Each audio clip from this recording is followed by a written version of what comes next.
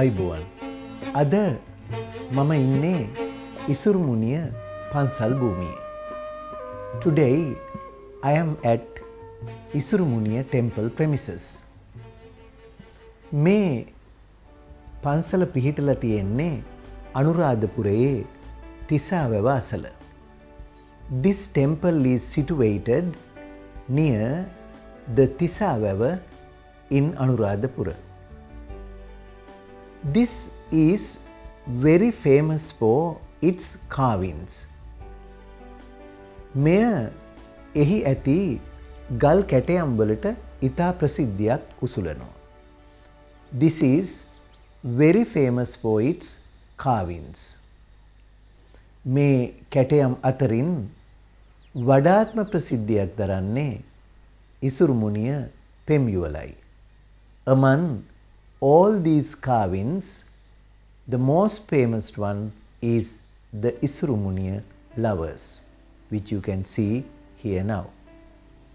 So, today I thought of giving you the second lesson on let's learn English through the Dhammapada from this premises. මට අද හිතුණා අපේ ධම්මපදයේ ඇසුරෙන් ඉංග්‍රීසි උගනිමු කියන පාඩමේ දෙවැනි කොටස මෙම ස්ථානයේදී හඳුන්වලා දෙන්න. ඉතින් අපි පළවෙනි පාඩමෙන් කළේ ධම්මපදයේ එන පළමු ගාථාව විස්තර කිරීමයි. In the first lesson I described the first verse in the Dhammapada Manopubbang Gama Dhamma. And today I am going to describe the story behind this stanza. අද මම ඔබට විස්තර කරන්න යන්නේ මෙහි එන කතාපුවත. මේ ධම්මපද ගාථාවේ පසුබිමේ තියෙන කතාපුවත මොකක්ද කියන එක. It is all about තේරෝ Chakkhupala. එය චක්කුපාල තෙරණුවන් ගැනයි. Well, now let's listen to the story and learn some English through it. හොඳයි. ඉතින් අපි දැන් මේ කතාවට හොඳින් සවන් දීලා ඉංග්‍රීසි ටිකක් ඉගෙන ගමු ඒ තුලින්.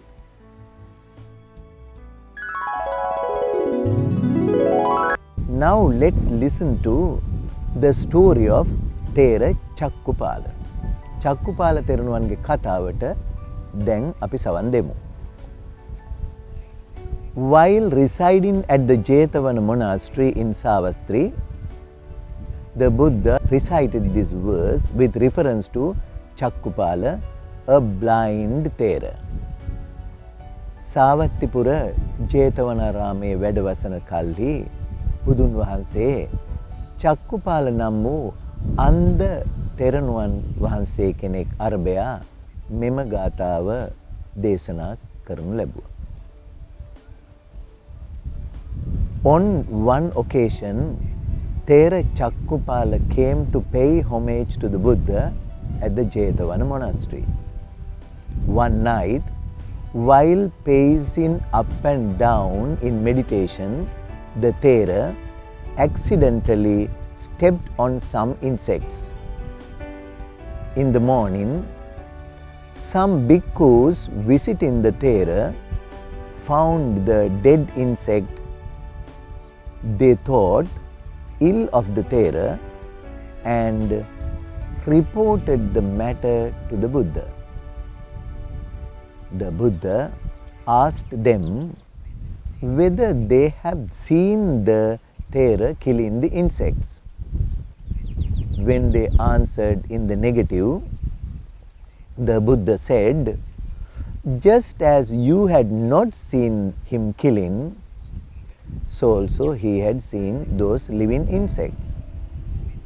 Besides, as the Thera has already attained the Arahatship, he could have no intention of killing and so was quite innocent. On being asked why Chakkupala was blind, although he was an Arahat, the Buddha told the following story. දැන් අපි මේ කතාව සිංහලෙන් තේරුම් ගනිමු.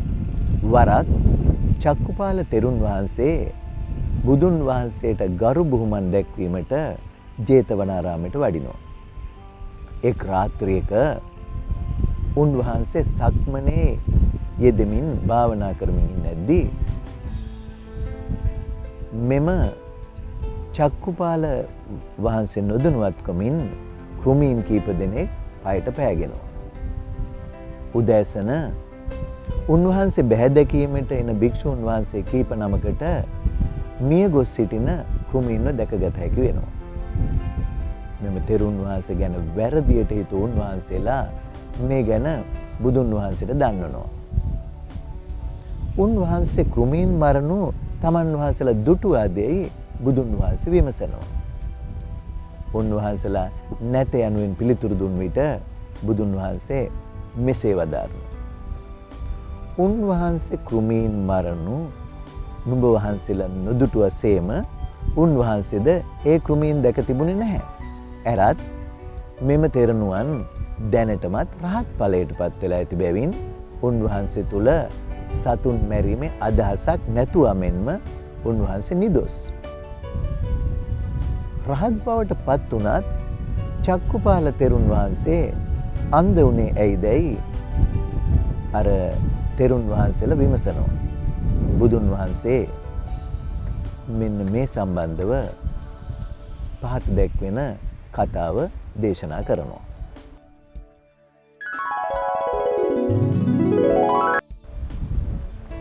අපි ඒ කතාවත් මුලින්ම ඉංග්‍රීසියෙන් සවන් දෙමු. Chakkupala was a physician in one of his previous birth. Once he had deliberately made a woman patient blind. That woman had promised him to become his slave together with her children if her eyes were completely cured. Hearing that she and her children would have to become slaves, she lied to the physician. She told him that her eyes were getting worse and worse when in fact they were perfectly cured. The physician knew she was deceiving him. So, in revenge, he gave her another ointment which made her totally blind. As a result of this evil deed, the physician lost his eyesight many times in his later existence. Chakkhupala පෙර එක් භවයකදී වෛද්‍යවරයෙක්ව සිටියා. වරක් ඔහු හිතාමතාම රෝගී කාන්තාවක් අන්ධ බවට පත් කරනවා. එම කාන්තාවගේ ඇස් සම්පූර්ණයෙන්ම සුවයට පත් කළොත් තමාත් තම දරුවනුත් සිය වහලුන් බවට පත්වන බව මෙම කාන්තාව ඔහුට පොරොන්දු වෙලා තිබුණා. තමාටත් දරුවන්ටත් වහලුන් වීමට සිදුවන යන බියෙන් මේ කාන්තාව වෛද්‍යවරයාට බොරුවක් කියනවා. ඇත්ත වශයෙන්ම ඇගේ ඇස් සම්පූර්ණයෙන්ම සුව වෙලා තිබුණත් එය වඩාත් නරක තත්වයට පත්වමින් තිබෙන බව ඇය ඔහුට පැවසුවා. ඇය තමාව රවටන බව දැනගත් වෛද්‍යවරයා පලිගැනීමේ චේතනාවෙන් ඇගේ ඇස් සම්පූර්ණයෙන්ම අන්ධභාවයට පත් කරමින් විස බෙහෙතක් දුන්නා. මේ නපුරු ක්‍රියාවේ ප්‍රතිඵලයක් වශයෙන් ආත්ම ගණනාවක්ම චක්කුපාලට සිය ඇස් පෙනීම අහිමි වෙනවා. ඉතින් මේ කතාවට අනුව ඔබට පැහැදිලි ඇති අපි යම්කිසි වැරද්දක් නරකක් කළොත් එය අපේ සිත තුළ තියෙන තාක්කල් සදාකාලිකවම ඒ වැරද්ද ඒ දුක අප පසුපස hama එන බව. Well, that's the end of the story and end of today's program. හොඳයි. ඉතින් ඒ අද කතාවේ අවසානය සහ පාඩමේ අවසානයයි. දැන් මම හිතනවා ඔබ ඉංග්‍රීසි වචන කීපයක් මේ කතාව තුලින් ඉගෙන ගන්න ඇති, වාක්‍ය කීපයකුත් ඉගෙන ගන්න ඇති. ඉතින් මේ විදිහට අපි ධම්මපදයේ ඇසුරින් වරින් වර ඉංග්‍රීසි භාෂාවේ විවිධ කොටස් ඔබට ඉගෙන ගන්න ඉඩ සලස්වනවා. ඔබ ඇත්තෙන්ම මේ පාඩම් මාලාවට සහභාගී වෙලා ඉංග්‍රීසි ඉගෙන ගත්තා නම් ඔබ හිතනවා නම් මේ ඔබට ප්‍රයෝජනවත් කියලා ඔබට පුළුවන් මගේ channel එකට තාම subscribe කරලා නැත්නම් subscribe කරන්න. ඒ වගේම like එකකුත් දාන්න. එහෙමනම් අදට මම ඔබෙන් සමුගන්නවා තවත් ධම්මපද ගාථාවක් සහ එහි අන්තර්ගත කතාවත් සමග ඉංග්‍රීසි ටිකක් ඉගෙන ගන්න. Goodbye.